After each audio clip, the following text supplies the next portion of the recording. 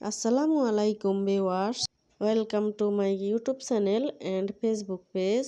আজকে শেয়ার করব কিভাবে একটা ডিম দিয়ে 1 কেজি সুজির রসবর পিঠা তৈরি করা যায়।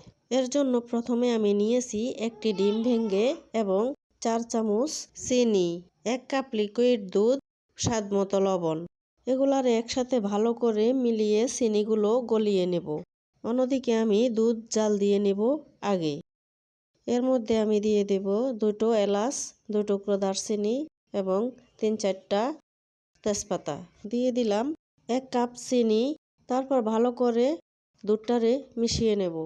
তারপর আমি একটা তাওয়া বসে তাওয়ার মধ্যে পরিমাণ মতো তেল দিয়ে চামচ দিয়ে একটু একটু করে দিয়ে দিচ্ছি। আপনারা দেখতে পাচ্ছেন অল্প একটু করে আমি দিচ্ছি, এগুলো অনেক বড় হয়ে যাবে ফুলে।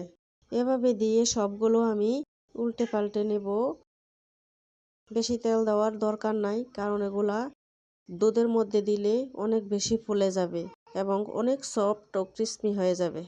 তো আপনারা দেখতে দেখতে আমার চ্যানেলটা সাবস্ক্রাইব করে লাইক কমেন্ট শেয়ার করে সাথেই থাকবেন এবং ফেসবুক পেজটা ফলো করে লাইক কমেন্ট শেয়ার করে সাথেই থাকবেন।